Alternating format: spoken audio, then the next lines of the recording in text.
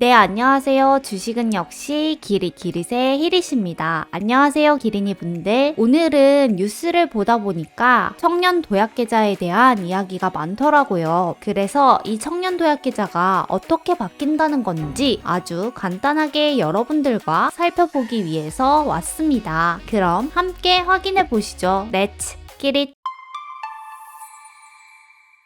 청년 도약 계좌에 대해서 기억을 못 하시는 분들도 있으실 것 같고 또 청년 1억 통장으로 기억하시는 분들도 많으실 것 같은데요. 윤석열 대통령이 당선되기 전에 금융 부분에서 공약했던 것 중 하나가 바로 이 청년 도약 계좌였죠. 자, 그럼 공약 당시에 이 청년 도약 계좌가 어떤 거였는지 잠깐 확인해 볼게요. 청년의 중장기 재산 형성을 돕기 위한 계좌로 일정 한도 내에서 저축을 하면 정부가 가입자의 소득에 따라서 장려금을 지급하는 거였는데요. 3.5%의 복리로 70만 원씩 10년 만기 시에 1억 원의 목돈을 마련하는 거였습니다. 그래서 이걸 기다리고 있던 청년 기린이 분들도 많으셨을 것 같은데요. 드디어 이 청년 도약 계좌에 대한 윤곽이 어느 정도 잡혔다고 합니다. 금융당국은 내년 하반기에 이 상품을 출시하기 위해서 3,500억 원이 넘는 예산을 편성했다고 해요. 물론 아직은 예산안에 대해서 심사 단계이기 때문에 확정된 것은 아닙니다. 그럼 어떻게 윤곽이 잡혔는지 한번 살펴보겠습니다. 일단은 10년 만기이던 상품이 5년 만기로 바뀌었다고 합니다. 그래서 1억이 아니라 5천만 원의 목돈을 마련하는 것으로 바뀌었다고 해요. 대상 및 조건에 대해서도 조금 더 윤곽이 잡혔는데요. 기존에는 개인소득이 4,800만 원까지 혜택을 받을 수 있다고 했는데요. 이제는 조금 더 올라서 6천만 원 이하로 기준이 바뀌었다고 합니다. 그리고 6천만 원 이하라고 해도 모든 사람이 되는 건 아니고요. 가구 소득이 중위 180% 이하여야 한다고 합니다. 그리고 청년 도약 계좌이기 때문에 당연하게도 만 19세에서 34세까지의 청년이 가입할 수 있는 상품이고요. 병력을 이행한 기간은 따로 합산되는데 최대 6년까지입니다. 월 납부할 수 있는 금액은 40만 원에서 70만 원까지이고요. 그리고 정부에서 지원하는 정부 기여금은 납입하는 금액의 3%에서 6%라고 합니다. 그리고 참고적으로 유사제도와의 중복 가입이나 지원은 당연히 금지되겠죠. 아마도 유사 상품을 생각하면 청년희망적금을 먼저 떠올리실 것 같은데요. 올해 초에 정말 인기가 많았죠. 290만 명이나 가입했던 상품입니다. 올해 2월 달에 출시된 청년희망적금은 개인소득이 3,600만 원 이하인 청년이 최대 50만 원씩 2년 동안 납부를 하면 거기에 대해서 정부에서 지원금을 지원해주는 제도입니다. 그런데 이 청년희망적금과 청년도약계좌가 좀 비슷하죠. 그래서 청년희망적금은 더 이상 추가 가입을 재개하지 않고 만기가 되는 2024년에 사업을 종료한다고 합니다. 자, 그럼 청년도약계좌의 형태를 보면 일단 앞에서 말했던 소득 요건을 확인할 수 있고요. 그런데 궁금한 게 조금 생깁니다. 여기서 가구소득 중위 180% 이하라고 했는데 여기에 내가 해당이 되는지 안 되는지 궁금하실 수 있죠.